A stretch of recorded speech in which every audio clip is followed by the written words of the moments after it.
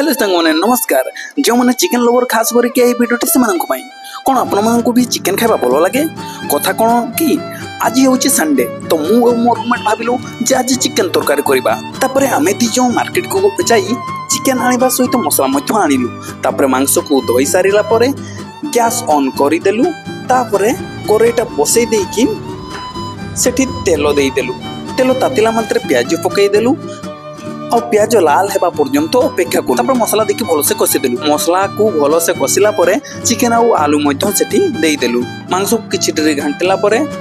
ढांकुणी देदेलु संगने chicken ready हेबा पर्यंत आपण मानकु मो तरफ गोटे फानी क्वेश्चन आम संसार रे प्रथमे